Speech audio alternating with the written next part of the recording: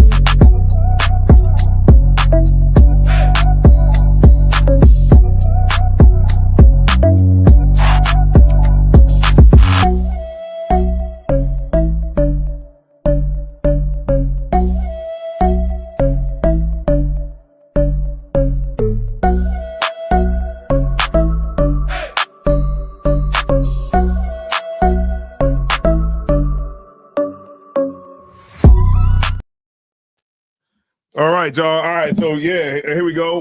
This is the ISUPK, Israelite School of Universal Practical Knowledge. This is the Tuesday night class, and tonight's class is all you want is greens, beans, tomatoes, and you don't give a damn about the Native Americans.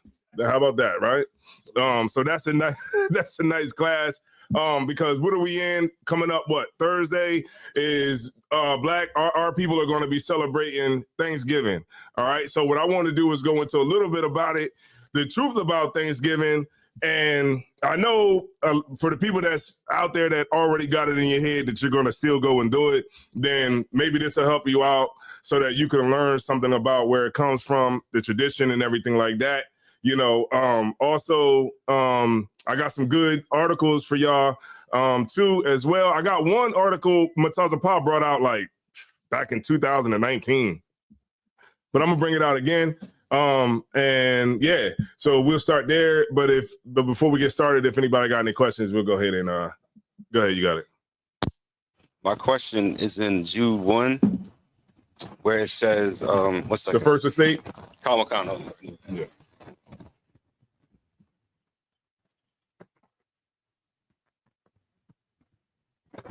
It starts at verse 6. Okay. Or verse 6. Okay. Okay.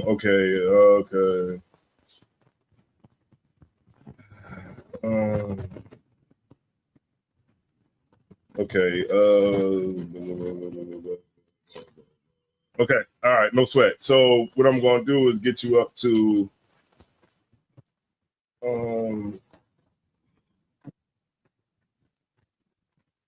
go ahead up to 5. Khan. This is the book of Jude 1 and 5. I will therefore put you in remembrance. Do ye once knew this, how that the Lord, having saved the people out the land of Egypt, afterward destroyed them that believe not, and the angels which kept not their first estate, but left their own habitation, he have reserved in everlasting chains under darkness, unto the judgment of the great day. Even as Sodom and Gomorrah and the cities about them in like manner, giving themselves over to fornication and going after strange flesh, are set forth an example, suffering the vengeance of eternal fire. Okay, so where your question is? What is the angels that left their first estate? Yeah, your first estate, that's us. Okay. We're the angels that left our first estate. It's like when we first came into I'm saying so I can put it to where you can understand it. When what was our first habitation? Our first estate. As Israelites? No, as just period. Just period. What was our first estate, period?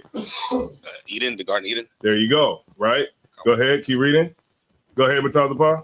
I was about to say, and how you know it's not like angels, like the angels that be in heaven is because, you know, when you get to verse 7, it says, even as Sodom and Gomorrah and the cities about them in like manner, giving themselves over to fornication and going after strange flesh.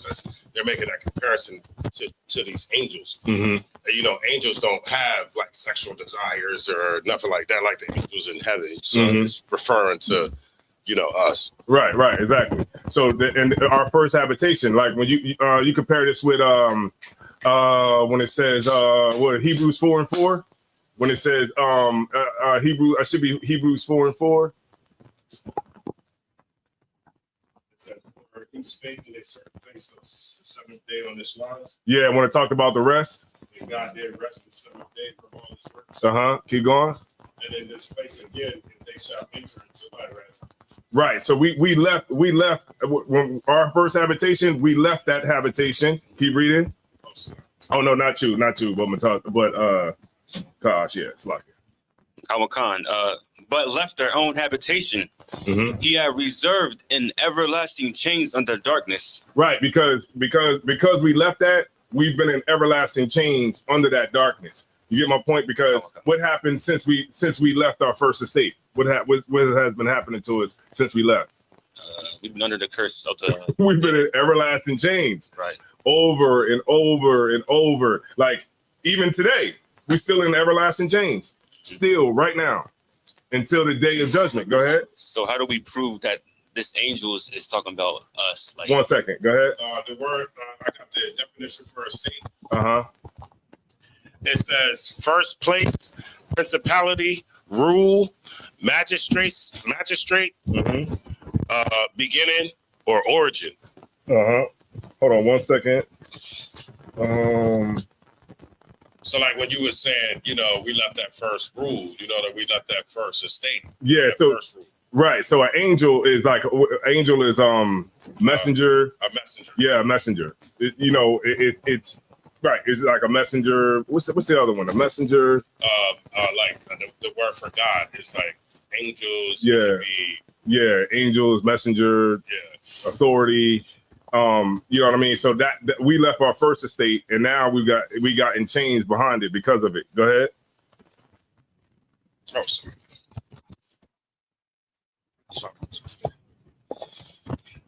even as Sodom and Gomorrah and the cities about them in like manner, giving themselves over to fornication and going after strange flesh. Right, and that's because and when you start to go down, this is all the things that we're into even today, and this is the result of why we're in those everlasting chains because we want to go after what? Say it one more time. Strange flesh are set forth an example, suffering the vengeance of eternal fire. Right, because what happens because we don't keep the law, because we decided not to. Because our first estate was with the Lord, if you want to put it like that. Our first estate was with the Lord, but what have we been choosing? We're about to go worship the turkey on Thursday. Right. We about to go worship a turkey on Thursday. We about to put that turkey up on that table, and we don't give a damn about the Native Indians. We don't give a damn about none of the information that's out there. We don't give a damn about none of that. And then when you really think about it, and just, to a sidebar, like, why is that the only time that we can stomach our family? Is on that day. Why if you really love your family, then why can't we get together? Why couldn't we get together last week or the week before that? Or what about the week before that? What about the other times throughout the year that we could have got together, but you chose not to? It's because you really don't mess with your family like that. That's the real reason. You really don't deal with your family. Once you get to a certain age, everybody pretty much go their own way anyway. Absolutely. So, it's just it's the reason that we celebrate it is because let me get Colossians 2:18, and I hope that helped you answer your question. But I could definitely go into it more for you too. This is Colossians 1:18, and he is the body. No, 2. I'm selected 2.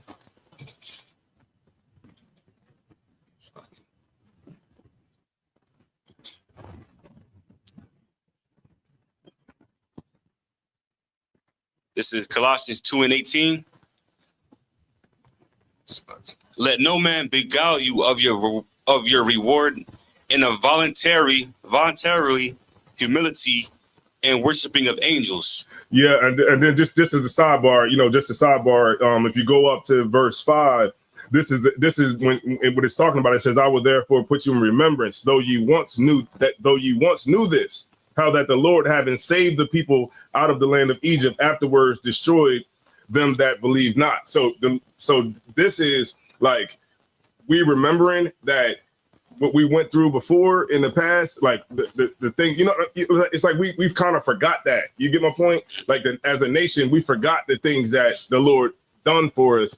So we chased after another habitation, if that could help you understand it. Right. So yeah, we decided that's how we learn, man. You know what I mean? Colossians 2:18, I believe it was. I'm there. Okay, yeah, you got it. Colossians 2:18. Let no man beguile you of your reward in a voluntary humility. Is that 2 verse 18? No, I'm on Colossians 2:18. Yeah. Hold on, let me see if that's the right one I need. It's like here. With the traditions of men, the rudiments of the world. You know what I'm talking about, right? Hold on.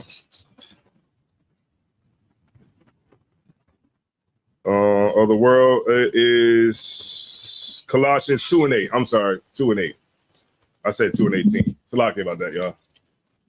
Khan. Second, this is Colossians 2:8. Beware lest any man spoil you through philosophy and vain deceit. After tradition. So it says, I'm sorry, Salaki. It says, don't let them what? Say that one more time for the beginning. Beware lest any man spoil you. Yeah, so what does it mean to be spoiled? It means to be robbed, like somebody's robbing you. Beware. You understand what I'm saying? Go ahead. Spoil you through philosophy and vain deceit. After the tradition of men. So like the philosophies, what are the philosophies? The philosophies that, of Thanksgiving, the philosophies of Christmas, the philosophies of New Year's Eve, the philosophies of St. Patrick's Day, right. All of those things that are against what's in the Bible. You understand? Really, when you look at like the Bible is just about black people. It's just about the nation of Israel and how hard hit we are. And the reason that we're in this mess, the reason that we got to go march. My mom asked me that today, right? My mom asked me, she said, I was watching a vlog about when black people go to other countries. And she was like, why do they hate black people? Like my mom literally asked me that this morning. She was like, why do they they're in another country. Why do they just hate black people? And I told her, everybody hates black people. It don't matter what country you go to. It does not matter. The reason why is because we're God's chosen people. That's why everybody hates you. You ever wonder, you never sat back to think, why do black people got to march all the time? Like, why are we the only ones that march? When you think about it, right? How come we don't own none of the businesses in our neighborhood? Why? Those are the questions that brought me into the truth. Like, why we always gotta protest against police brutality? Why we always gotta live in the ghetto? Why is the ghetto specifically for black people? You know what I mean? I mean, of course, some of us get out, but the majority of us is right there in the ghetto. And then how come in every state you go to, wherever it's dirty at, that's where black people are? Ain't that crazy? It don't matter where you go. We can go to Illinois right now. We can go to Peoria, Illinois. We can go through all of them different cities in Illinois. But the minute we get to Chicago, we gonna know where we at. We're gonna be like, oh, niggas is here. Yup, niggas is here. You get my point? I know those are the things that made me wonder. I'm like, well, wait a minute. It can't be like this. Life can't just be about just constant uphill struggle. And then why are they still saying this is the first black this? This is the first black that? You know what I'm saying? And then why are we even still saying Black Lives Matter? My Black Lives Matters. Why are we saying Kamala Harris, she's going to be the first black female to become the president? It's like we still are stuck in the 1800s. It's 2024. You know what it is? Is that we don't understand. And that's why I'm glad that we got Donald Trump. I'm so glad the Lord didn't give us Kamala Harris, because and that's the Lord too. You know why? Because the Lord wanted us to wake up. Because when we get what we think we want, we go back to sleep. Like a lion. It says that Judah is like a lion, a lion's whelp. We're like a lion that goes crouching, ready to go. Like when George Floyd got killed, we was ready to go. We was on go. We was ready to throw bricks through buildings. But The minute Joe Biden got in the office, it's about diversity and inclusion. We all got to come together. It's about a rainbow coalition. You get my point? And that's what would have happened if Kamala Harris would have. If Kamala Harris would have became the president, black people would have been like, racism is over. And the Lord didn't want that. The Lord wants you to full well know that racism still exists. Y'all saw what happened last week in Ohio. The neo-Nazis was marching. They were marching.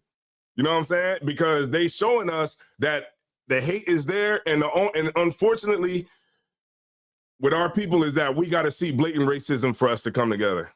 It's crazy because the Lord been trying to show us.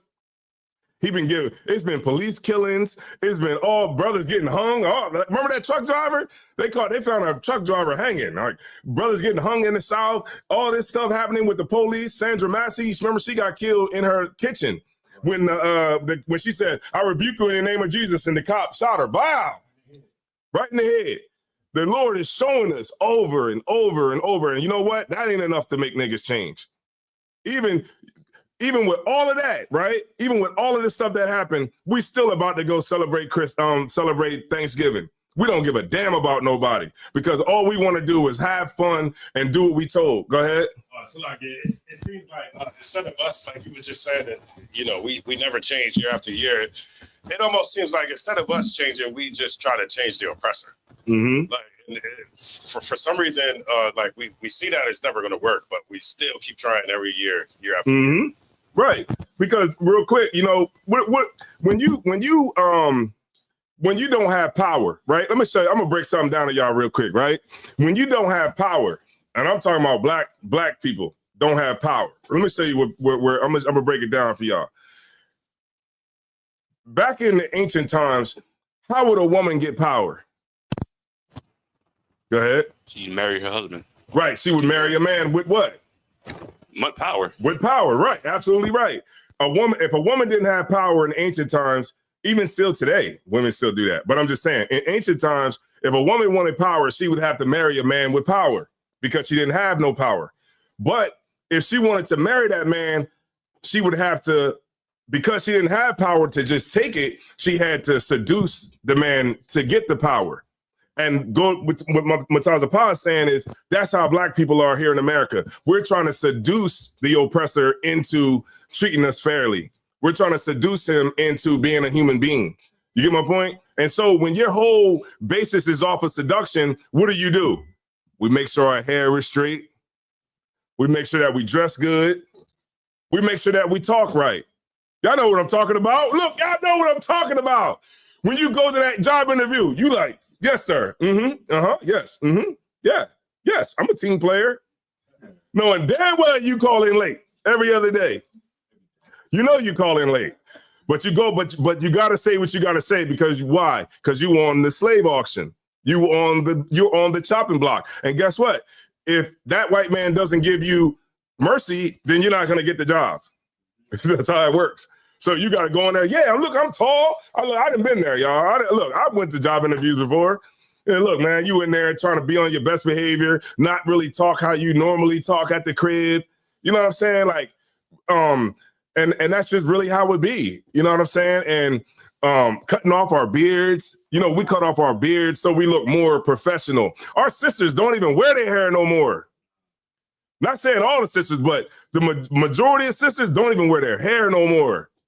You know why? Because the afro isn't professional.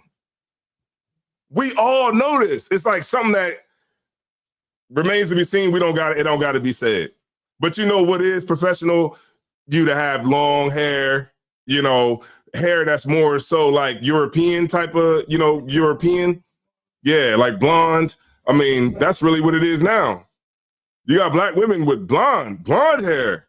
Because our women, which is the greatest looking women on the earth, you know, black Hispanic women are the most beautiful women on the earth. Now you figure women are going to the oppressor has convinced our women so bad about their beauty that you got women going to a beauty supply store to supply you with what you already have. You already got beauty. You got it already. Go ahead. If I may, a good example of, a woman looking to the oppressor, for beauty is remember we was on our way here, man. We just seen Serena. Yeah. Oh, Serena man. Williams, Not only did Serena like lighten up her face, Mm-hmm. but she got her jawbone look different. You know Yeah. what I mean? Like her facial, she changed her whole facial structure. And Yeah. on top of that, she has the blonde Yeah. You got it. Yeah. So she has the blonde hair to go. Yeah. And that's what and of course we'll get back to it. Y'all remember how them women looked in the 90s? Women looked in the 90s, they had the hair, you know what I mean? It was like we done it up, but over time that became to be not acceptable. You know what I mean? In corporate America. And that kind of dictates how things are, like they don't want you to have the beard, and they don't want you to have, an afro. You got to put them braids in. You can't be going to work like this, looking like Colin Kaepernick. They're going to be like, hey, man, you think you can, just take some off the top there, So, and that's what we focus our mind on is seduction, right? So because of this seduction, what do? We try to dress better. We try to talk better. We try to disassociate ourselves with real, y'all know what I'm saying, N-words. Well, I'm not like them N-words. I'm different from them. And that's where we're at. So what happens when you're in an abusive relationship? When that woman's in an abusive relationship and she slims down and she gets her hair done and she goes back to that man that's abusing her, what does he say? Well, you're not skinny enough. Your hair is just not long enough. And that's what our relationship is with America. It's like nothing that we do will ever be right for America. You get my point? Because we're trying to seduce the oppressor so that we could be Miss America. You know what I mean? Like we're trying to be the woman. And that's what Black America, that's our goal in America. That's the whole goal with voting. That's why they love Kamala Harris, because what Kamala Harris they think represents is somebody that's upstanding, like an upstanding person. You know what I mean? Not to mention the fact that she doesn't even have any Black kids, doesn't have any kids, and she's with the oppressor. That she's with the oppressor, and both her kids are stepkids from the oppressor. Go ahead. And she why did she run as Harris instead of Epson or whatever? Emhoff. Yeah, right. Yeah, she ran as her name is really Kamala Emhoff. Right, but they didn't run because she's married to a man named Douglas Emhoff, which is a Jewish dude named Douglas Emhoff. But they knew that if she ran with Emhoff, it wouldn't appeal to her voter base, which is Black women. They play Black women so much. Oh man, I'm just if you didn't vote for Kamala Harris, man, then or if you did, man, that's why we come into these classes so that you can wake up and and not have to be brainwashed by the establishment. All right, no sweat. So read it one more time so we can bring us back, and then I'm gonna go and show y'all a couple of these articles. All right. I'm gonna count this. Colossians 2:8. Mm-hmm. Beware, let any man spoil you through philosophy and vain. Beware, lest any man spoil you through philosophy and vain deceit. Mm-hmm. After the tradition of men, after the rudiments of the world, and not after Christ. Right, the rudiments of the world. These are the things that we do here in America. We eat turkey. That turkey represents the body. You know what I mean? That stuffing is like the insides, and the cranberry sauce is like the blood. And that's what we're going to go do, man. It's sad. And then the grocery bill is through the roof. I can imagine how much Thanksgiving is going to cost this year. Thanksgiving is going to cost at least a stack for some turkey and some pies and, biscuits or whatever is going on. But let me show y'all this, what's the name? Hey, can you share you can't see. Hold on, let me see if you can share this. Should I send it to you or like email it to you? Like, cause I could do it. I could do everything here, but they won't see me because I'll be here doing everything. Well, okay, you know what? I'll just turn the mic. I'll just turn my camera. Yeah, no, I'm just saying. I'll just turn the camera. Could y'all move? Oh, no, we good. We good. All right, so I'll just turn the camera a little bit. All right, so let me see the truth. Let me see, blah blah blah. And this is called. Okay, here we go. Let me present. I'm gonna share my screen. And okay, let me just move this out the way.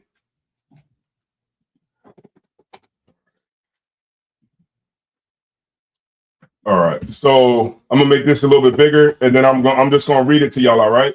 Shout out to Gregory Calloway. He said ugliness is self-hatred.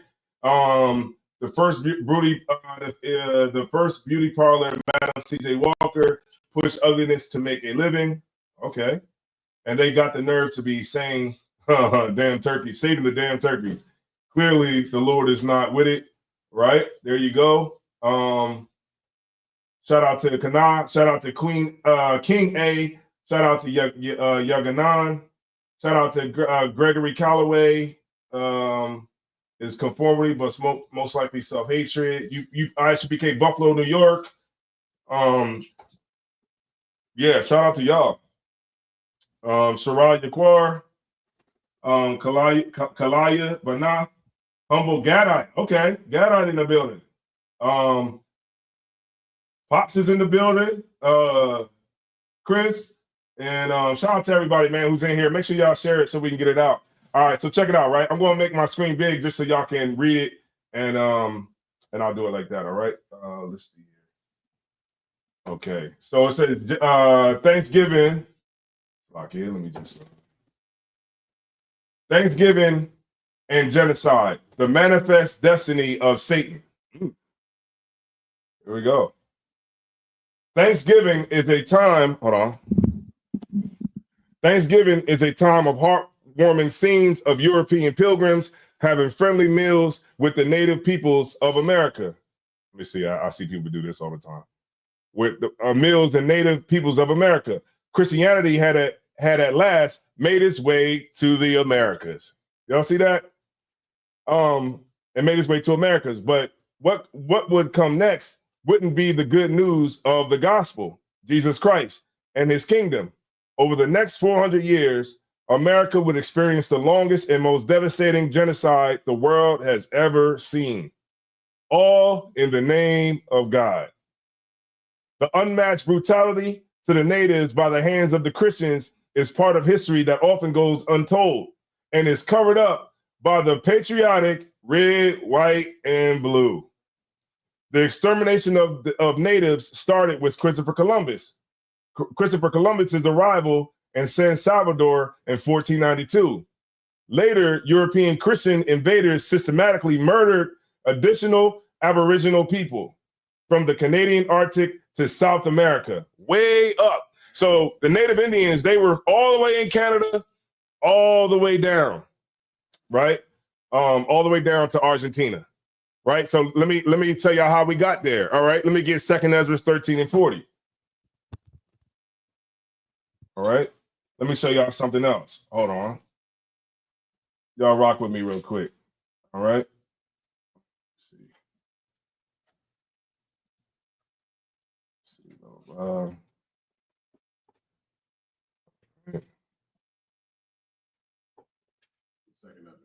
Second Ezra 13. You got it, Mataziala. You was eating? Oh, it was kind of quiet back there. All right. No sweat. No sweat. All right, so I'll sit right here just for okay. So go ahead. Khan. This is 2 Ezra chapter 13 and verse 40. Mm-hmm. Those are the 10 tribes which were carried away prisoners out of their own land. Are y'all seeing this in 2 Ezra, right? So this is talking about after we came. Remember, you had the northern kingdom and you had the southern kingdom, right? The northern kingdom was headed up by Ephraim. Ephraim had the 10 tribes, 9.5 tribes, and then also you had the southern kingdom, which was Judah, Benjamin, and Levi. But you can't say that it wasn't other people from the other tribes that was there, that was around the southern kingdom, because you had Anna, which was of the tribe of Asher. Right. Go ahead. Common Khan. You want to say something, Tazba? I wanted to say that this right here, just so everybody know, but this is in direct, it's direct contradiction of what we learned in school. Right. In school, we learned that everybody just walked over here on the Barren Strait. You know what I mean? Everything was just frozen, and we just walked on over here. This is not actually, that's not actually how we got over here. This is right here is actually right. Most are in Christ. So y'all with me, right? So now we're reading biblically how the 10 tribes got over here, the Native Indians, right? The so-called Native Americans, right? But we're reading about it. So after the Assyrian captivity, they went into the Assyrian captivity, and we went into what was it? Did we go? Was that the Babylonian we went into, and then they went into the Assyrian? And then we was under Rome, we was under the Greeks, and then we was under Rome, and now we under America right now. So it's still the same people. It just generations kept going on. The Greece went into the Greco-Roman Empire, then the Roman Empire spawned into American Empire. Go ahead. Common Khan. In the time of Osea the king, whom Salmanasar, the king of Assyria, led away captive, and he carried them over the waters, and so came they into another land. But they took this counsel among themselves. Right. So they took the counsel among themselves after they got out of captivity. They was like, well, this captivity is over, so let's go somewhere where people are not at. Right. So they keep going. That they would leave the multitude of the heathen. They would leave the what? Multitude of the heathen. And go forth into a further country where never mankind dwelt. Right, because at this time we wasn't over on this part of the earth. So now you know how you hear about when the Lord flooded the earth, and the time of Noah when they flooded the earth and killed everybody, and people be like, well, what about a polar bear? A polar bear wasn't, how could a polar bear be there? No, he flooded where people were.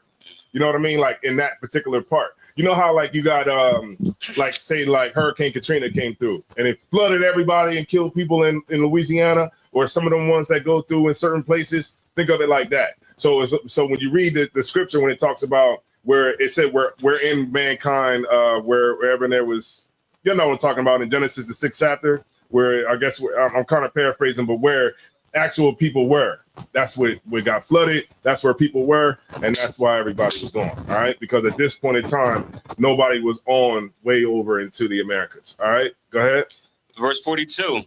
That they might there keep their statutes, which they have never kept in their own land. And they entered into Euphrates by the narrow passages of the river. For the Most High then showed signs for them, and held still the flood till they were passed over. For through that country there was a great way to go, namely of a year and a half. And the same region is called Arsareth. Oh, what's it called? Arsareth. All right, so let me show y'all something real quick. Arsareth, right? So let me look this up. Let me show y'all Arsareth, right? I'm gonna share this one instead. Shout out to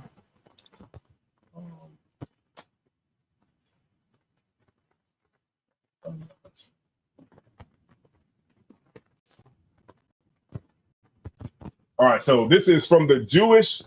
Let's see. This is from the Jewish Encyclopedia.com. All right, so y'all can get it. Y'all can find it. All right, Arsareth, right? Let me make sure that y'all can see it here. Okay. You can see it there. All right, Arsareth, the name of the land beyond the great river, far away from the habitation of man, in which the 10 tribes of Israel will dwell, observing the laws of Moses. What's that mean? Like wearing your fringes, right? You know what I mean? Keeping the high holy days, not eating pork, things like that, right? We kept the laws of God, right? So it says observing the laws of Moses until the time of the restoration, according to Second Ezra, right? It says Columbus identified America with this land. Y'all see that? So what does that say? That says that Columbus knew who he was looking for. When Columbus came to America, he was looking for the Israelites because he read it. He read it. He read it in the Apocrypha. He read it.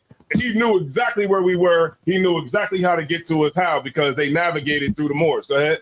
They showed that aspect of it. Mm-hmm. Where he said, looked up, second Ezra, Uh-huh. right there. Right. So if y'all ever wanted to know, this is real history. I'm breaking it down for y'all. All right? I'm breaking it down. Real history. So I'm going to read it one more time. It says, far away from the habitation of man, in which the 10 tribes of Israel will dwell, observing the law of Moses until the time of the restoration. According to, I believe that's, not sure what that Roman numeral is. 4. Okay. And I think the ESD, is that Ezra? I'm not sure. Yeah, okay. But it says Columbus identified America with this land right there. Oh, 4th Ezra. Okay. Right. So there you go. That's Osiris. So now, could you read that one more time? Go up a little bit and then read that again. Common Con 45. For through that country there was a great way to go, namely of a year and a half. And the same region is called Osiris. That's when we came out of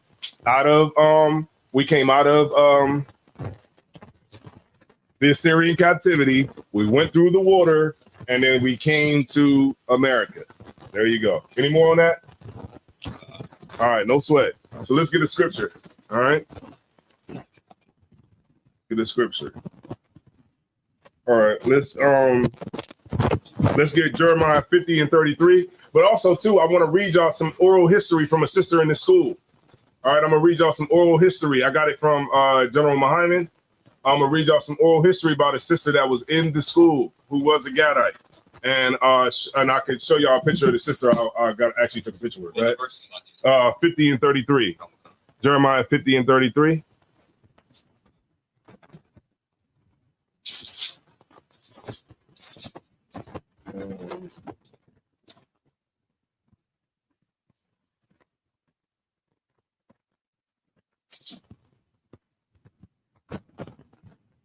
All right, there you go. Whenever you're ready. You there? You got it, Itara?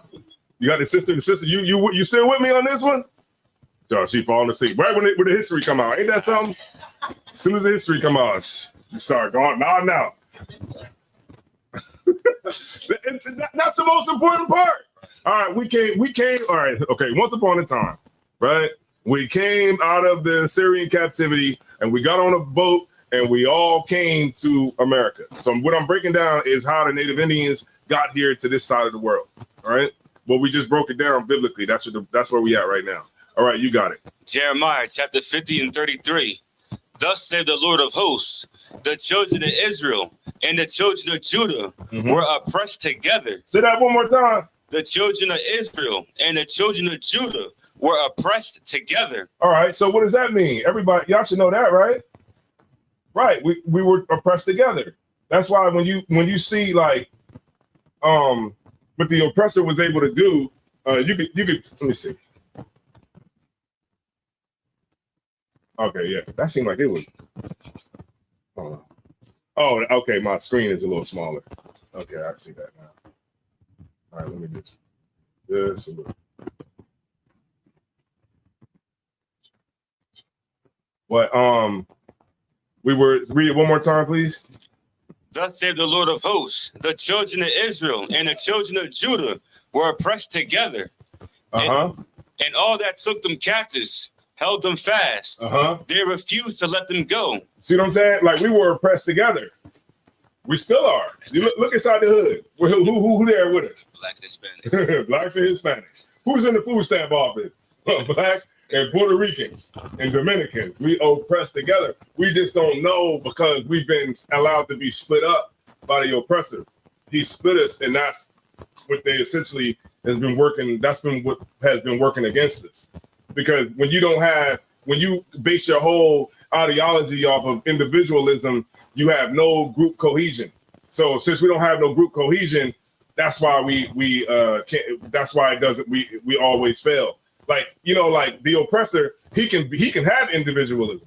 His wife can be individual. She can be individual. She can be individual all she wants. She can go into feminism and try to fight him on, you know, whatever she feels like she wants to take up. Whatever fight is because she's the queen and he's the king. So you know what I mean? Because he's sitting on his seat. The oppressor, Donald Trump's on the seat.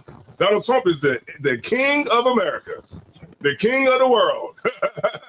He the king. He the emperor. If this was Rome, he would be the emperor. He's the emperor of Rome, and his wife is sitting on the throne too. And then so she can pick up. You know what the whole feminist movement was about. The whole feminist movement started with like women wanting to get jobs. You know what it was? It was white women wanted a piece of white supremacy. They wanted their piece too. They're like, man, we want to, you know what I mean? We want to get in here. We want to oppress some people too. Like, you think you're going to be able to get it all? You know what I'm saying? We want to be nasty to people too. That's why when the master would leave the plantation and he would leave for a week or two, and then his wife would be there and she'd be mean as a dog, man, to them slaves that was on that plantation when he left. But when he was there, she was all, you know, so nice in the house and didn't really say much. But as soon as he left, it was rough, man. I read books where, man, where they talked about it. It's called They Were Her Slaves. We have I think it's one of these books up here, man. It talks about them women. It's like, I got it. Oh, you got it? Oh, snap. All right, Most High in Christ. So the brother got the book, but the book talked about how like the women with the woman, like it was a slave owner woman, and she had took this little girl, and she, you know how they got the rocking chairs? She put her face under the rocking chair and rocked back like that and kept rocking back like that on it.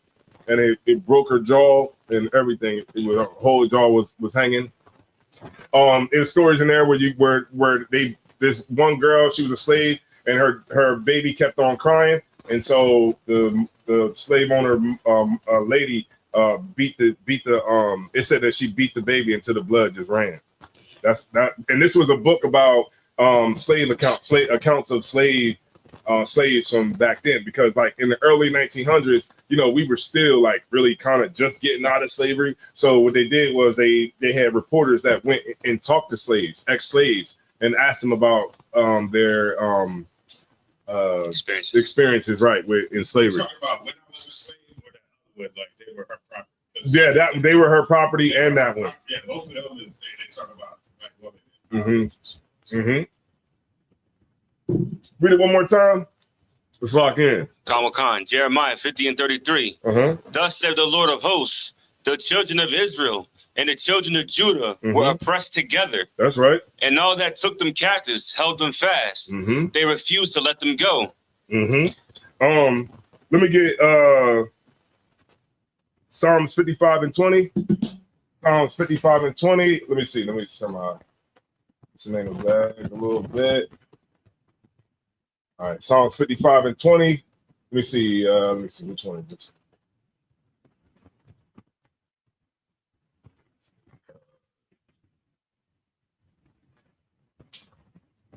I'm trying to find the one talking how to exploit the overfishing game. Where is it?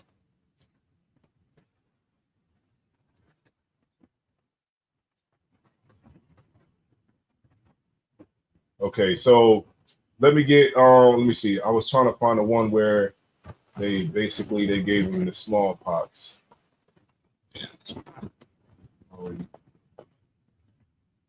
Okay, here we go. All right, so let me read a little bit more, y'all. All right, we'll read a little bit more. Let me see. Add this to the stage. Let's see. Is this the one I want? That's the Arceus one. Okay, here we go. We're going back to the other one. All right. So it says, let me see, blah blah blah. Let me go up a little bit. It says, the unmatched brutality to the natives by the hands of the Christians is a part of history that often goes untold and covered up by the patriotic red, white, and blue. The extermination of the natives started with Christopher Columbus' arrival in San Salvador, 1492. Later, European Christian invaders systematically murdered additional Aboriginal people from the Canadian Arctic to South America. They used warfare, massacres, death marches, right? Y'all remember that?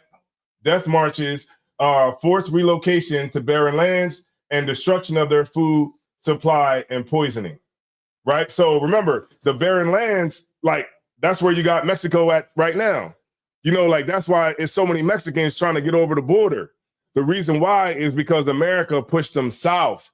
When America came and with the war, America pushed them south to where the land was more barren at. You know what I mean? And they kept the good stuff here and they pushed them on the other side, starved out their governments, and now they don't have nothing to do but try to make it here.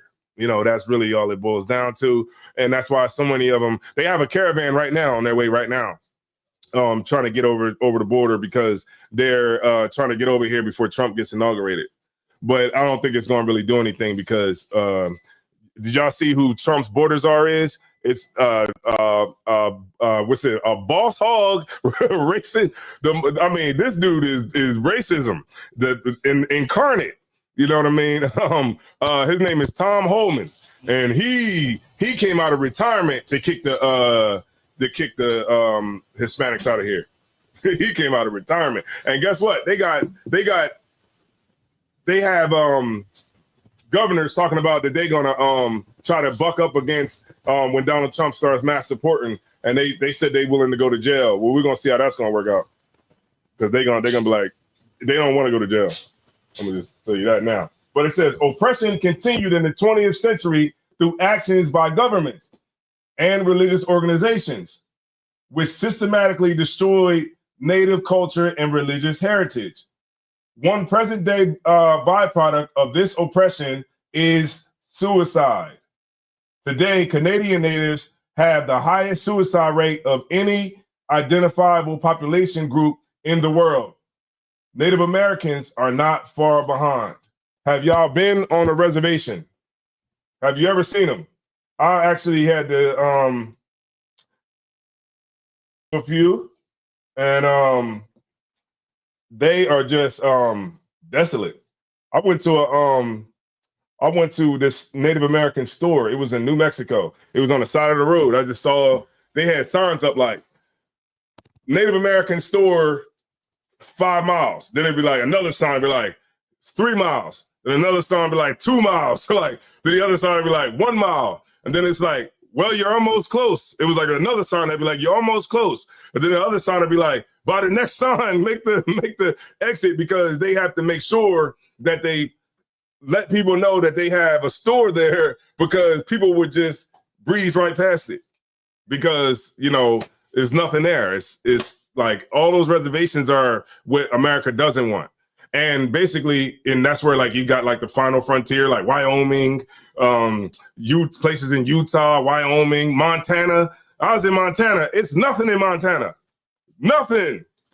and then, you know, you'll see the Native Indians are there, like the Cheyenne tribe, you know, they're all up and through there. Like, it was so funny, right? Because I was watching TV. I was at a hotel and I was watching TV. I was in Montana at a hotel, and the hotel, the commercials are Native Indians.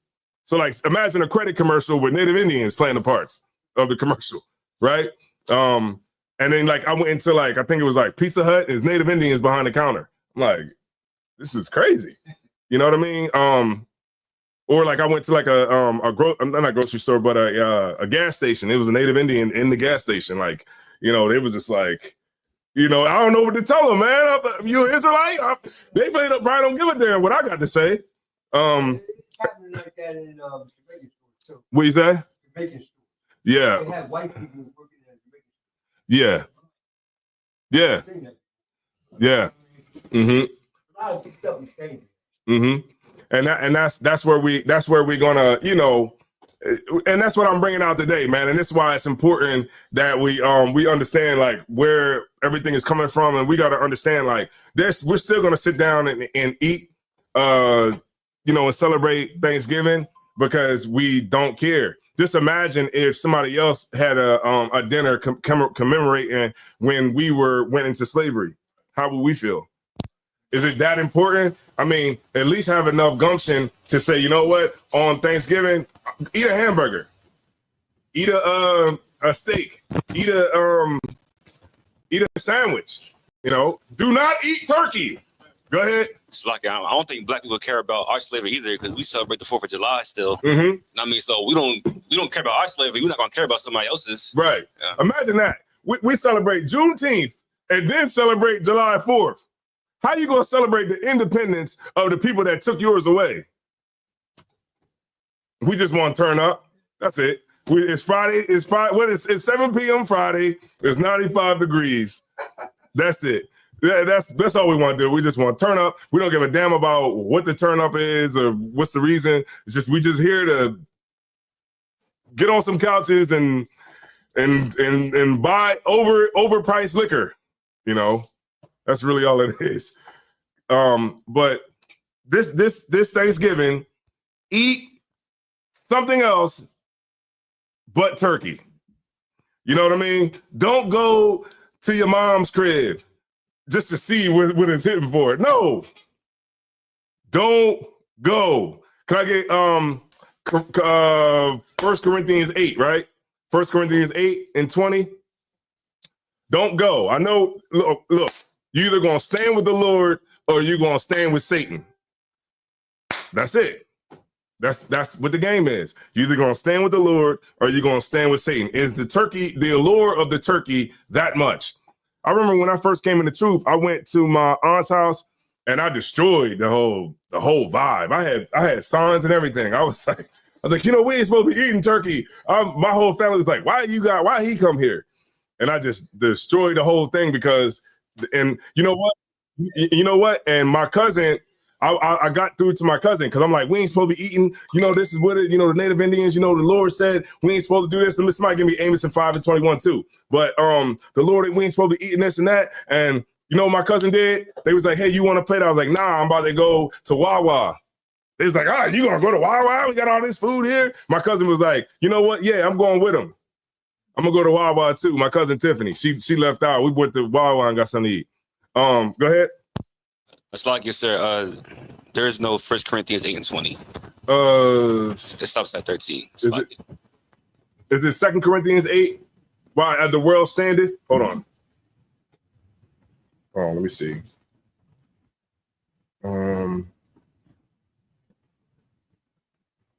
I got it for you right now.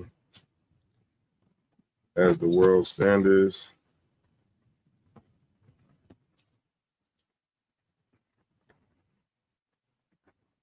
1 Corinthians 8 and 13. Sorry about that.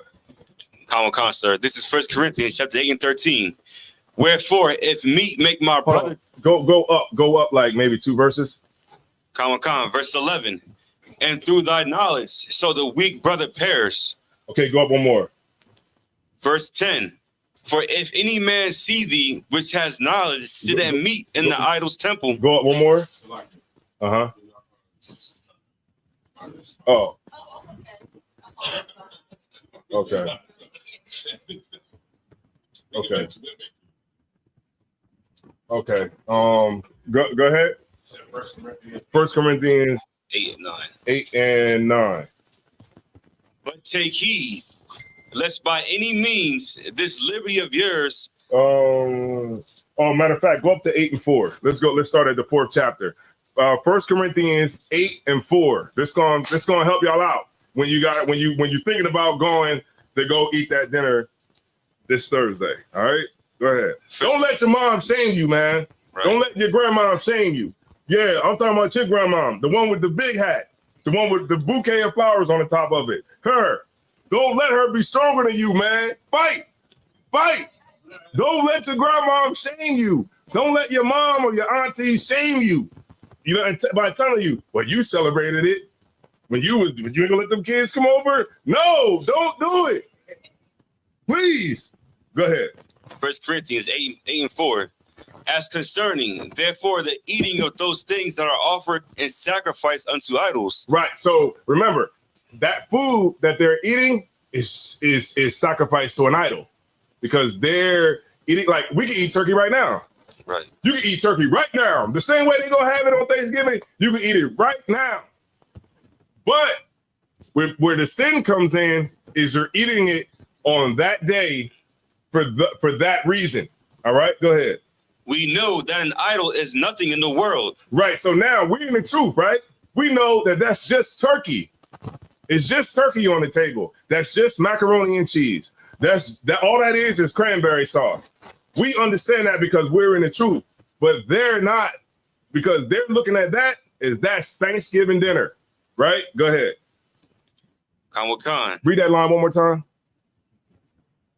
As concerning, therefore, the eating of those things that are offered and sacrificed unto idols, Mm-hmm. we know that an idol is nothing in the world, Mm-hmm. and that there is none other God but one. Right. We know that. Go ahead. Hold on 1 second, sis. You had something you want to say?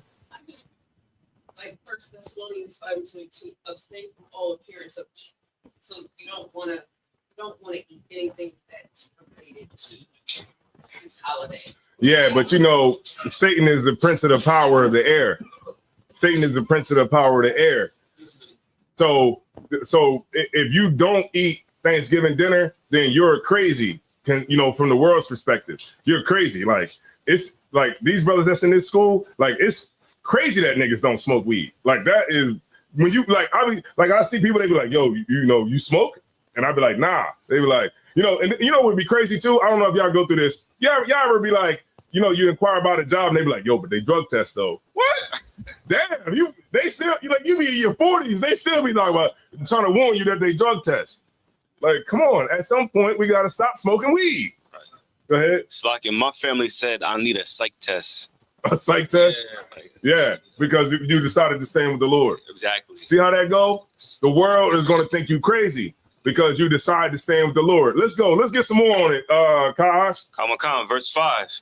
For though there be that are called gods, whether in heaven or in earth, as there be gods many and lords many, but to us there is but one God, the Father, of whom are all things, and we in him, and one Lord Jesus Christ. Right. So there's many gods. That's the God of the Thanksgiving, God of Christmas, God of New Year's, God of every stinking holiday that's in America. But we all know that there's only one Lord, right? Which is the Lord Most High, power, Yahweh. Go ahead. By whom are all things, and we by him. Howbeit, there is not in every man that knowledge. For some, Go on, say that one more time. Howbeit what? There is not in every man that knowledge. Right, because we're in the truth. Congratulations. Give yourselves a hand. You're in the truth. You're here. You look, you don't gotta go nowhere else. Right? We all come from different walks of life. But you're here. You actually are in the truth, right? The thing is, everybody don't have that knowledge. Right. So when you go to talk to your aunties and tell them, yo, man, check it. I'm going to this school called ISUPK, and they told us about, that we shouldn't be celebrating Thanksgiving, and here's all the proof. You know what they're going to say? You're dealing with the black KKK. You're in a hate group. You're racist. You are hateful. That's what they're going to say. But they don't have that knowledge. Go ahead, but you do. Go ahead.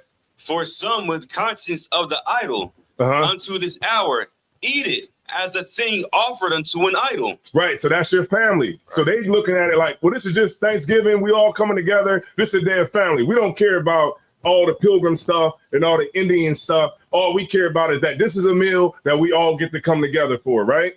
Because they're sitting at the idol's table, right? About to eat the meat that's sacrificed unto this idol. Go ahead.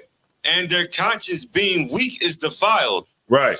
But meat commendeth us not to God. For neither if we eat are we the better. Neither if we eat not are we the worse. But take heed. Because it's just turkey. You get my point? It doesn't matter if you eat it or you don't eat it. It don't really matter any other day, right? Any other time, it doesn't matter. It's just food, whether you eat it or not. But on this day, it does matter. And we're going to read into why. Go ahead.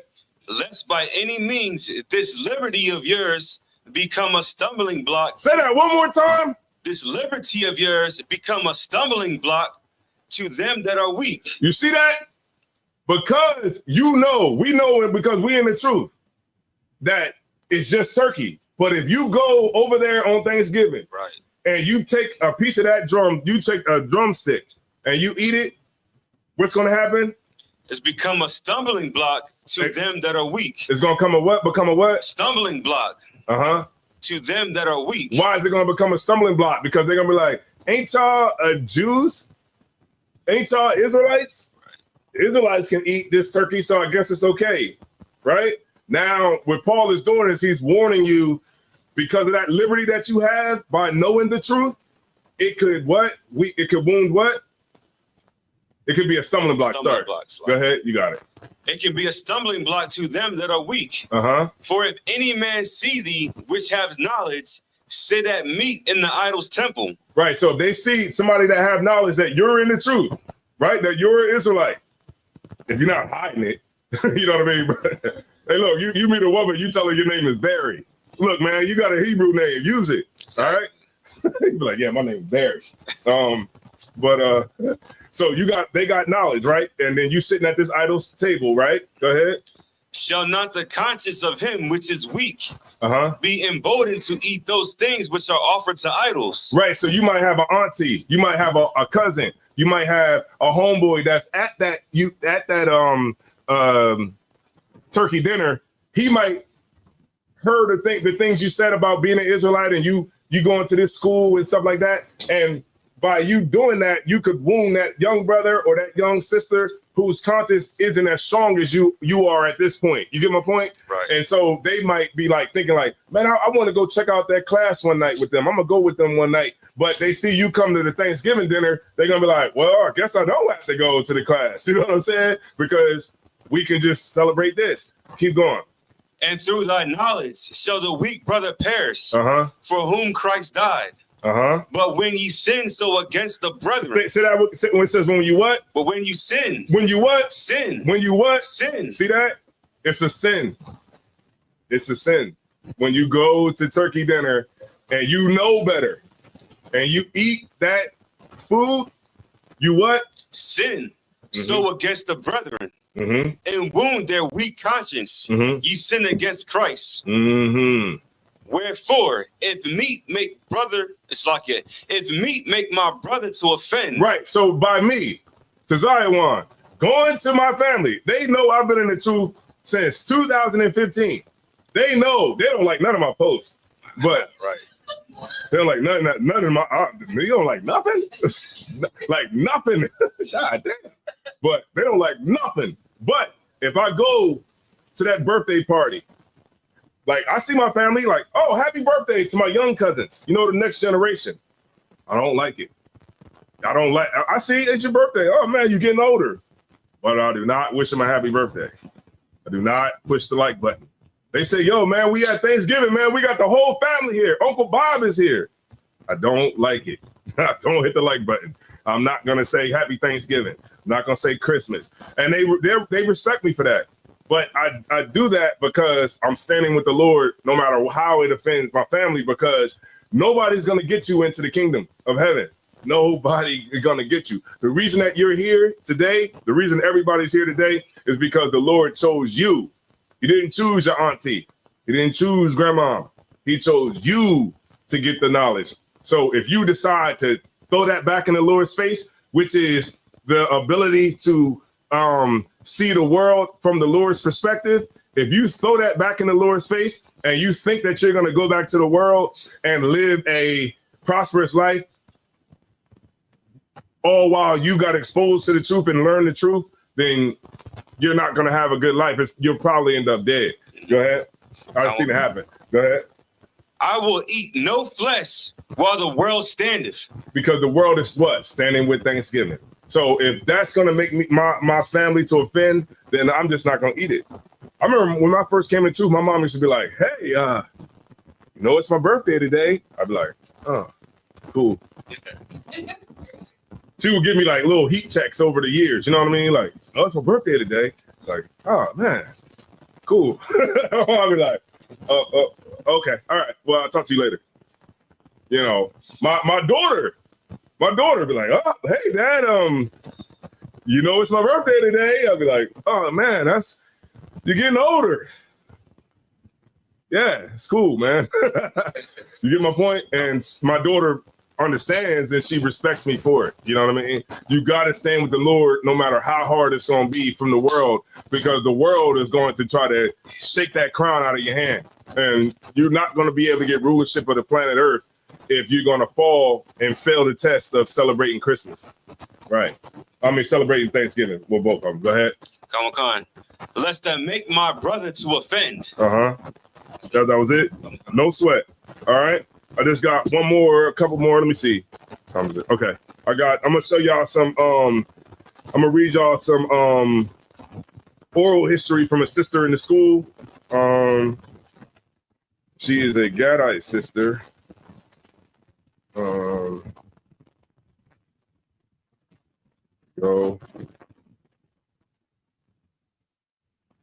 All right, no sweat. Here we go. All right, let me show y'all something. Let me show y'all that this here she's a Gadite sister. When I first read this, I didn't know who this sister was until we was at the Passover, and she walked up. She had all these feathers on. She had all these feathers, and she like an Indian, and Native Indian, and she had all these feathers, and she had this whole dress. Let me see if I can show y'all a picture of the sister. Let me see. I'll show y'all real quick.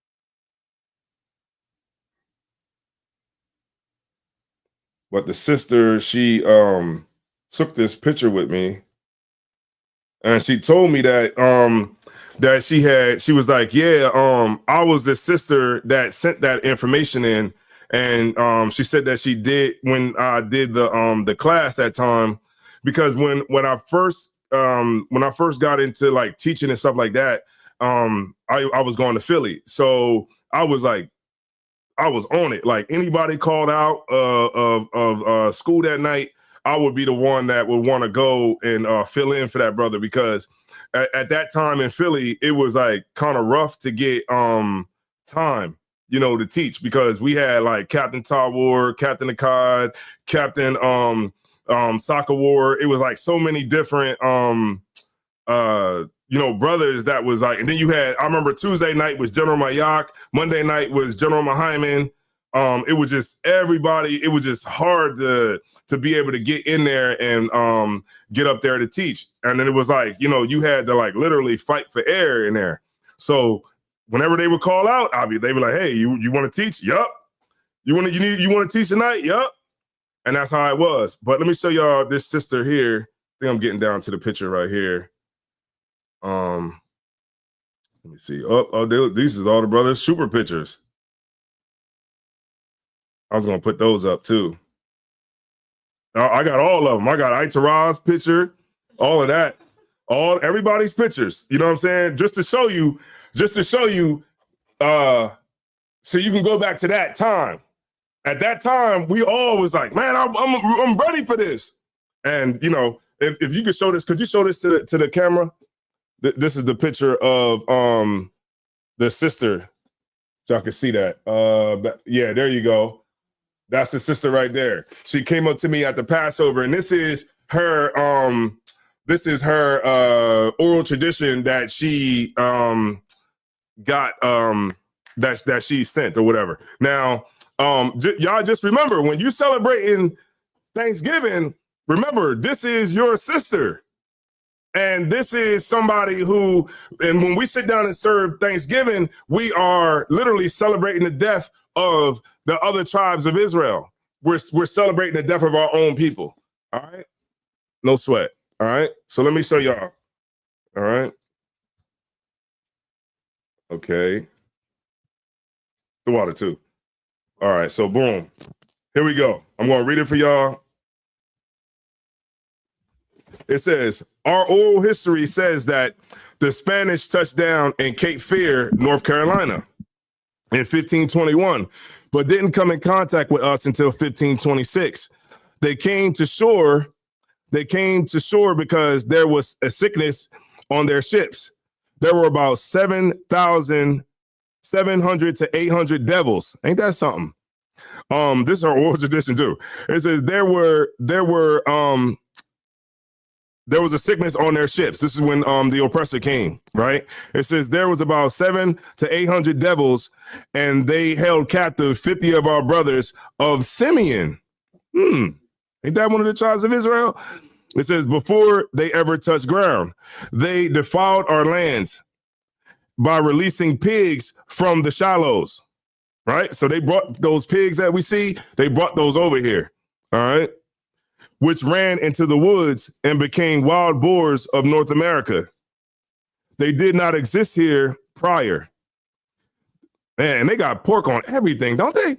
The Baconator, the Junior Baconator, the Triple Baconator is bacon on everything. They even have crab rolled up in bacon. I went into the supermarket yesterday and I was looking for some beef bacon, and I looked at the pork bacon. The pork bacon was $5 and it was stacked up. I'm like, that's why it's so, it's pigs everywhere. That's why it's so cheap. It says, which ran into the woods and became the wild boars of North America. They did not exist here prior. They did not domesticate these animals like they said.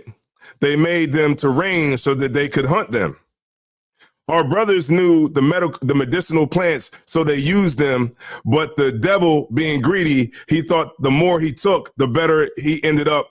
The more, the better, and ended up poisoning themselves.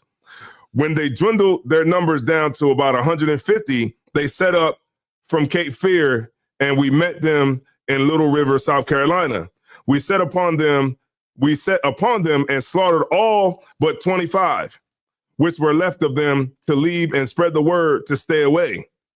We took our brothers and absorbed them into our numbers. It was 180 years before anyone else attempted to invade us. The names were correct.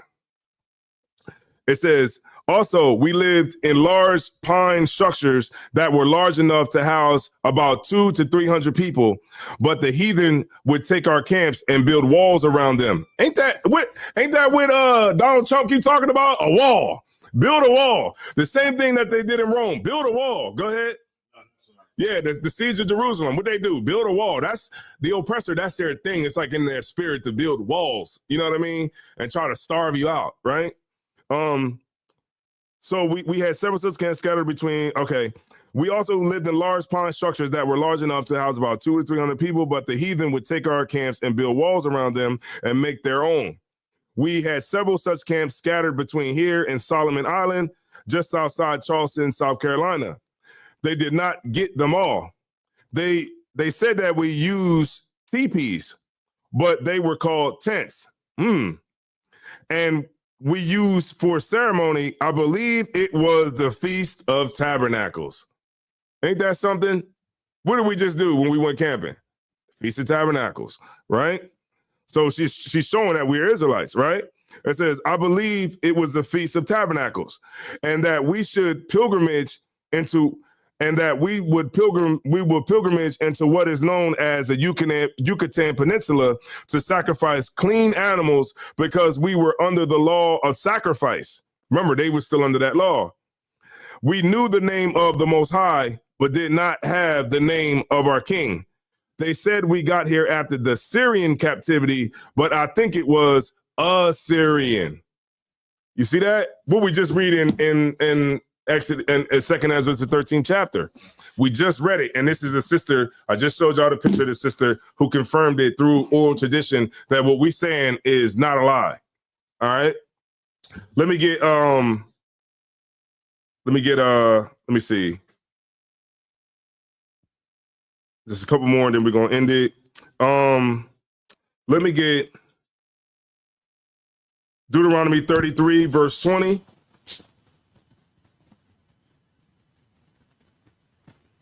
All right, no sweat.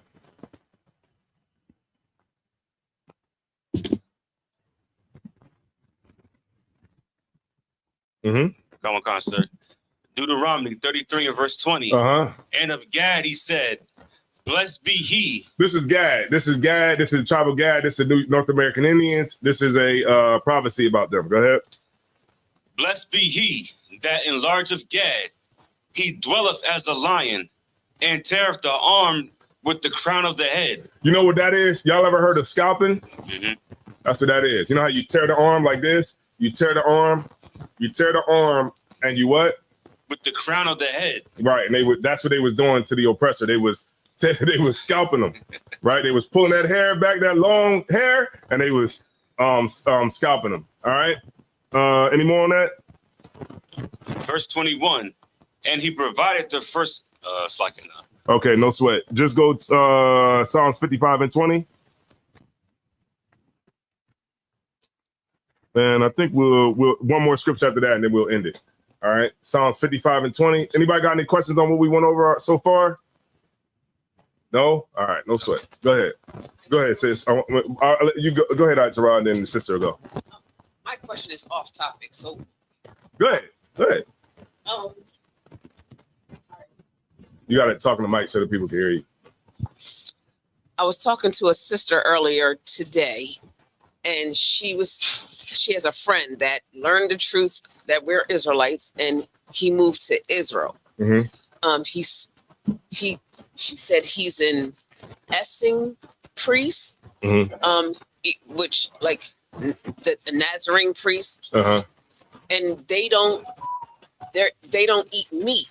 So I wanted to ask him, of course, but I'm not linked to him, like, Mm-hmm. but I wanted to ask him, how do you celebrate the Passover? And so the Passover requires that we eat a piece of lamb and a piece of unleavened bread, right? Mm-hmm. Okay, so can I have a scripture? Can you provide a scripture to me? Yeah. The one where, yeah, Leviticus, where Leviticus, the 23rd chapter. Wait a minute, hold on. Leviticus. Leviticus, the 23rd chapter. You can find it, but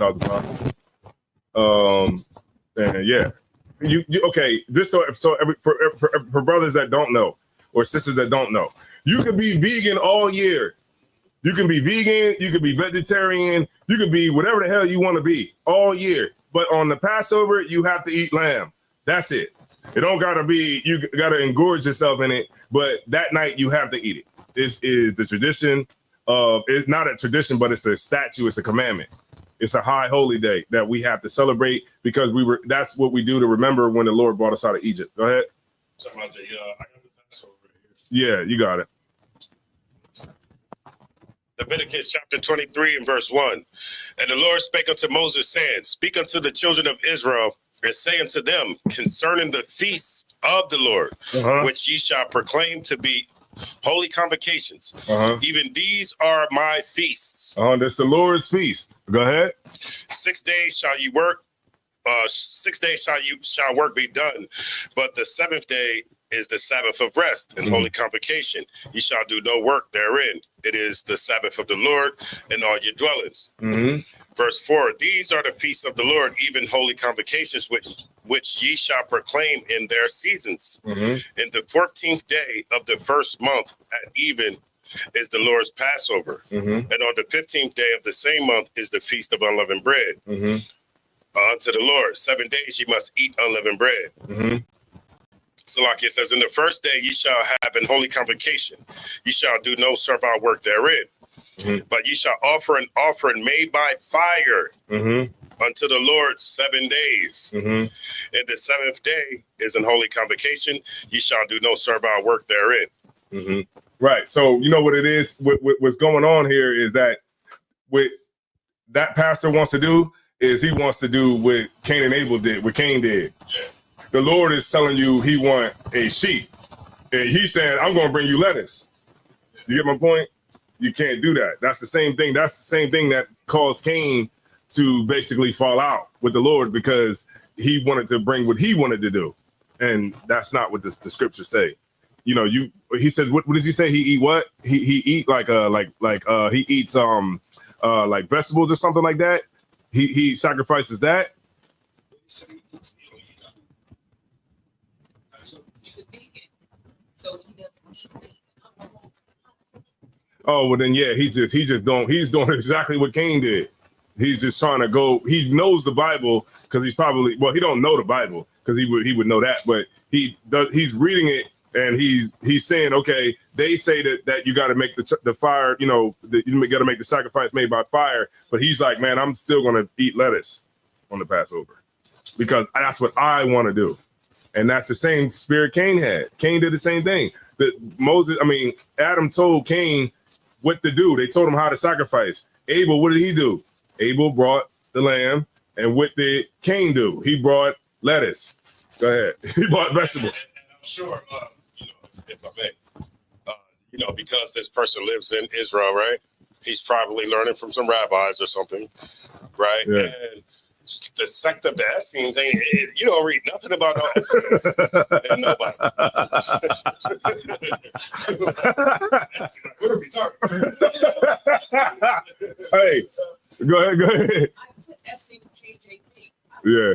Yeah, you get about it. But see how the sister she was on it though. I told her I was on it though, because he said, wait a minute, I didn't read that in here nowhere about you. You know what I'm saying? And that, yeah. But the sister had a question too. The sister over here. Go ahead, sis.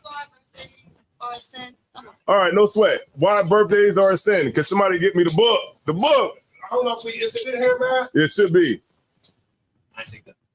Somebody got the All right. Satanic Bible. It might be in that and right back there where you at Mataziala, that bucket right there, the bin. The bin on the ground, see, on the side of the couch.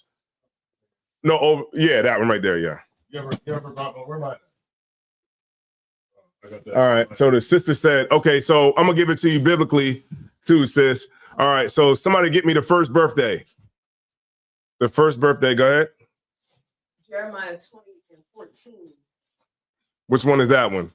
It says, "Cursed be the day wherein I was born." Yeah, but I'm gonna give the sister. I'm gonna show the sister where the first birthday was recorded in the Bible and where the second one was. Somebody give me the one with John the Baptist.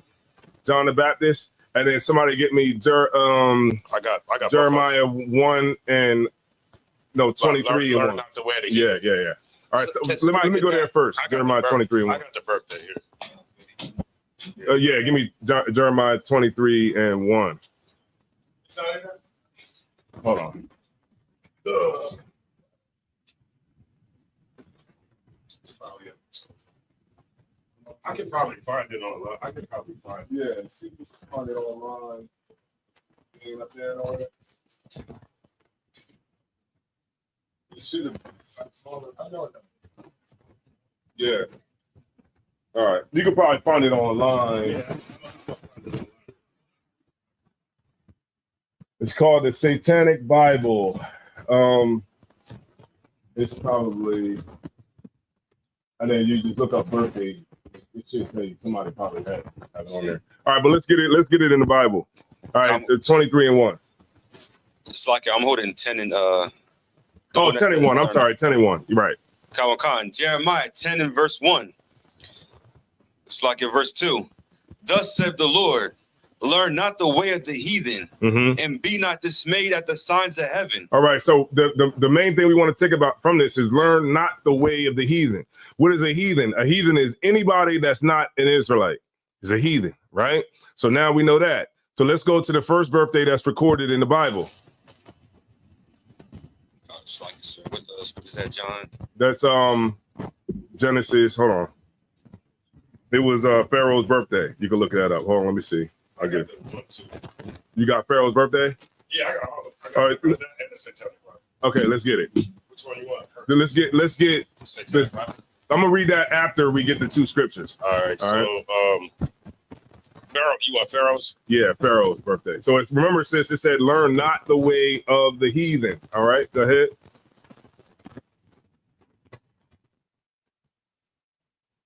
Okay. It should be in like Genesis. Hold on.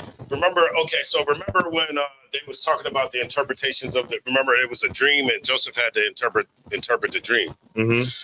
So Genesis chapter 40 and verse 20.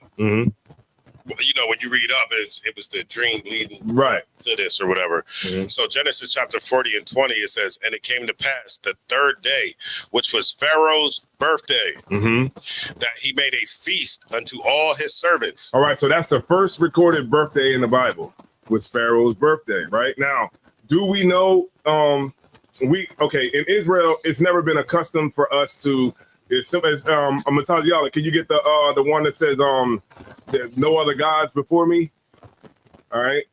Go ahead. So you got that one right, sis? Pharaoh's birthday, the first one.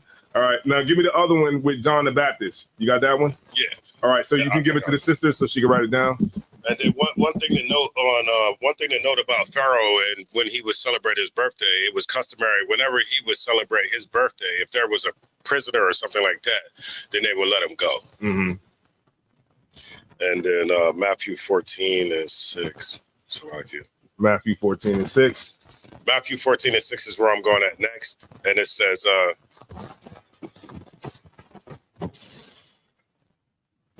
but when Herod's birthday Go was, ahead, sis.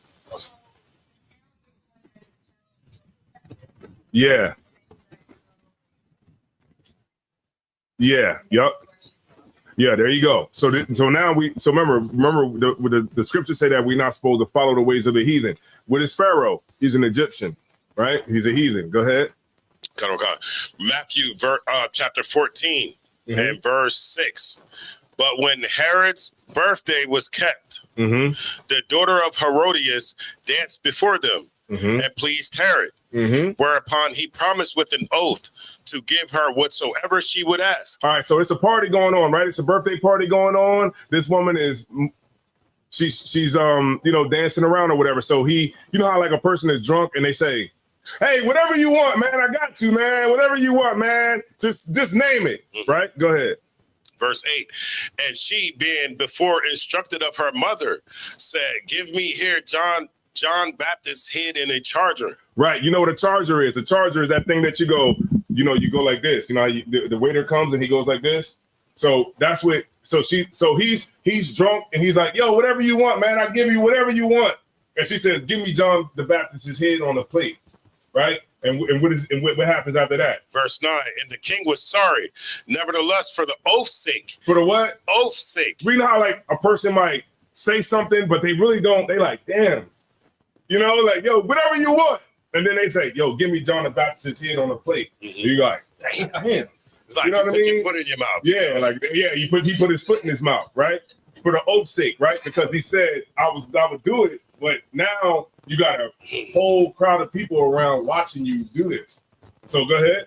It said, nevertheless, for oath's sake, and them which sat with him at meat, he commanded it to be given her. Right, because he wanted to save face. He didn't want to be embarrassed, because he would be like, anything but that. You ever heard that? Where they'd be like, well, anything but that. You know what I mean? He didn't want that because he was the king, and it would have looked weak if he, at that time, he would have denied the oath. So what ended up happening is at that king's birthday, John the Baptist, that was how John the Baptist was killed, because of some stinking chick who came there under the orders of her mom to kill John the Baptist. And the reason that it happened was because John the Baptist told them that they were wicked for, I think she was sleeping with another man on her husband, or her husband was doing something. Her husband was doing something that was evil, and John the Baptist checked him on it, and she didn't like it. So she went and told her daughter, "Look, dance in front of the king or whatever." And then when the king was happy and told her that he'll give her whatever she wants, she said to kill John the Baptist. That was the plot, to kill John the Baptist on the king's birthday. It's just, Go ahead. And what was the other I got one? the Satanic Bible one right here. Give it that last one right there that you got. What you got? Exodus 20:3. All right, Exodus 20:3. There shall what? Thou shalt have no other gods before me. Thou shalt have no other gods before me. The reason that your birthday is satanic, because you're the God of that day. Right. You get my point? You know how like we're about to celebrate Thanksgiving? Well, the turkey is the God of that day. The turkey, all of that food that's on the table, that's the God of that day. Because guess what? With all this high inflation on groceries, everybody about to go in there and spend $1,500. About to spend a light bill, about to spend that car payment that you've been waiting and holding off to pay. You about to go and spend a ton of bread in the store to get a big meal that you can't even afford just to keep up with America. That's a God. The same thing with Christmas, that tree, Santa Claus, those are gods of that day. The same thing with Valentine's Day, Cupid. Cupid is the god of that day because what happened? We go out and we fight to make sure that we get that bear, make sure that we get those cards, those Old balloons. chocolate. Huh? That old chocolate. Yeah, that old chocolate. And guess what? If you don't get it, you a bad man. You an evil man because you didn't go and do that. That's the God. So on Thanksgiving, so on your birthday, you're the God. Right. So guess what? How many gods do we have every day? We have gods every single day. Why? Because every single day is somebody's birthday. Right.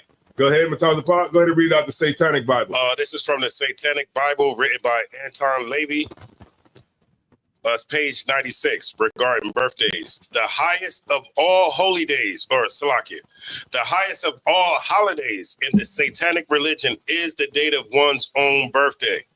So the Satanist celebrates his own birthday as the most important holiday of the year. You should give yourself a pat on the back, buy yourself whatever you want, treat yourself like the king or god that you are, and generally celebrate your birthday with as much pomp and ceremony as possible. Right. And if you actually read it, it talks about how if you're going to make a god, why not it be yourself? Because that's really what God with Satan worship is the worship of yourself. But we knew how old we were because I could pull scriptures to show you like how we, in order to do like to go to war, you had to be 20, or in order to like do the services of the priest, you had to be a certain age. So we knew what age we knew what age everybody was, but we just didn't celebrate it. You know what I mean? Like they do here because it's evil. Like when you look at birthdays, how they used to be, you know, you used to have a birthday, put a little hat on. And that was that. But now I be seeing people like, I'm 21 years old. I'm going to take 21 shots every week until my birthday. Like it just got to the point now it went from birthday weeks to your birthday month. Now, you know, people are just ridiculous with it. You know what I mean? And you go up in the club and you pay for one of them throne chairs. You know, them throne chairs, the throne. You pay for one of them chairs, you rent it, and you sit up there like this in the club. And everybody comes over and say, happy birthday. Here, happy birthday. I got you this gift. Happy birthday. Yo, I got you a bottle. Happy birthday. You know, that's not what the Lord wanted out of us. He don't want us to be celebrating our birthday. Go ahead. It's your day. You ain't got to do nothing. It's your day. Yeah. You're gonna just do everything for you. It's your day. And when you want to stand on the side of the Lord, no matter what, like even if it meant like, we've been every other religion that we've ever tried just allows you to do whatever the hell you want to do. It just doesn't work. It don't work. So this is why we are not supposed to celebrate our birthday. And you got the two instances in the Bible where it came from, but also, like I said, we knew how old we were. Hold on, let me see.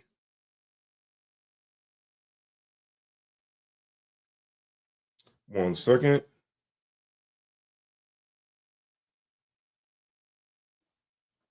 Let me get Numbers 1 and 3.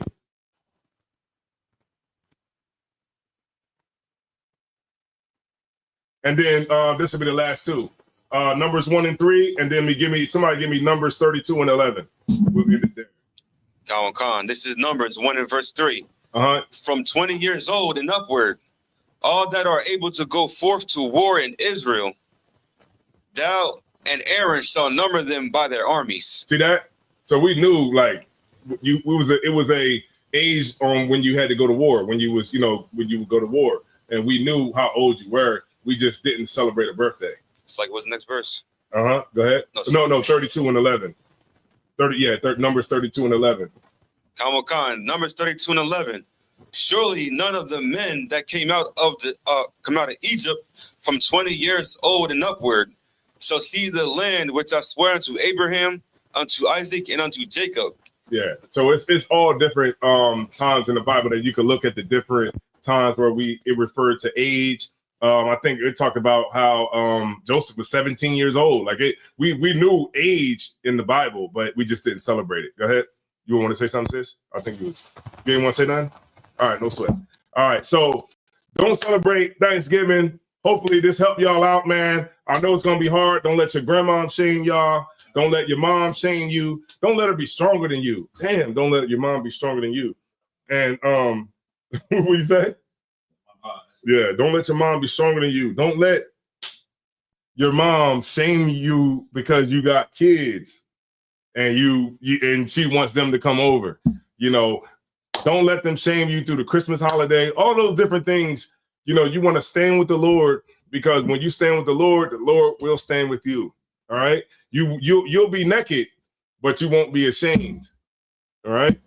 It's best to be naked and not ashamed, to be naked and ashamed, because if you're naked and you're ashamed, then that's going to be the thing that causes you to go back into the world, because you're going to be offended at what your family is going to be telling you about, you know, things that they believe, because the truth is not an easy thing. You think it's easy now because you're here, you made it here, but you got to endure over the years. Remember, Christ said, he that endureth to the end shall be saved. So ain't none of us saved in this room. Even me. Even me. Ain't none of us saved until you die in the truth. That's it. If you don't die in the truth, then you're going to die when nuclear war comes. That's how it's going to work. It's already written. So we just really just kind of waiting for y'all. See Joe Biden, he tried to escalate the war a month before he about to get out of office. Ain't that something? Yeah, just like he want to burn the house down and take the curtains too, because he about to leave. That's what people voted for. All you women out there, 90% of y'all that voted for this, just know if World War III happens under Joe Biden's watch, just remember that's what you voted for. You wanted to vote for abortion rights.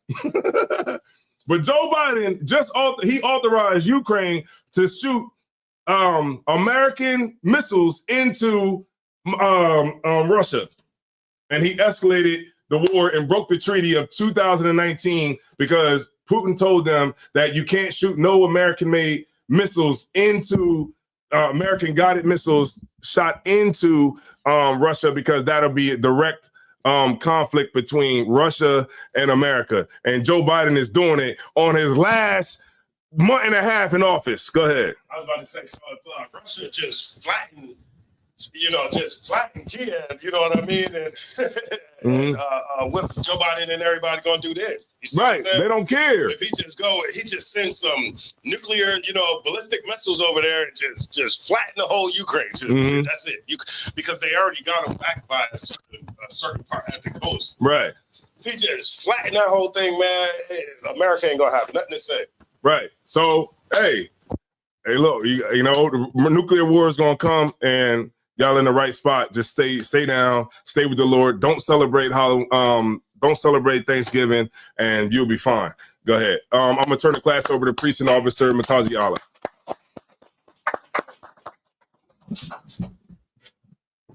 Still gonna celebrate. Damn.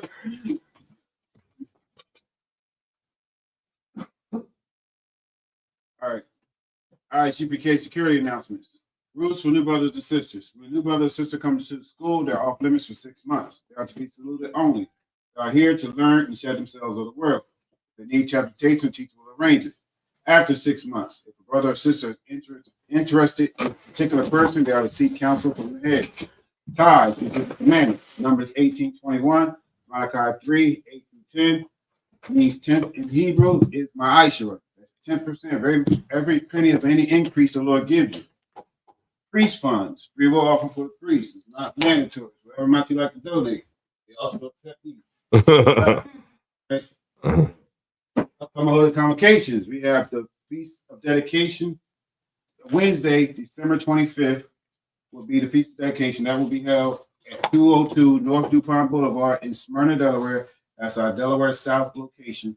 And, the purpose of the Feast of Dedication is we come up, even for this school and the Delaware school, the South school, we are to try to do something, add to the school. New ornaments, cleaning, or new paint job or something to to rededicate the temple to the Lord. Mm-hmm. If anyone wants to be a trooper in the school, start wearing all black boots, shirt, pants, headband, and scarf. With that being said, men of Israel, Amijah. Men of Israel, Amijah Shabbat. Amijah, Barak. Yahweh Shem Yahweh Shah Barakathon. Yamatah. Always meet the term. We're going to give the sisters a courtesy salute. Sisters Amijah, which means to stand. Men of Israel, Amijah Shabbat. Amijah, Barak. Yahweh Shema Alathon Ba'Shem Yahweh Shah.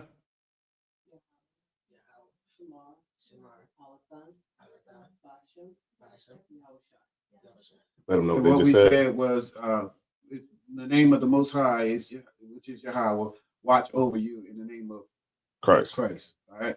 Guys, my towels, leave hands down. Class dismissed.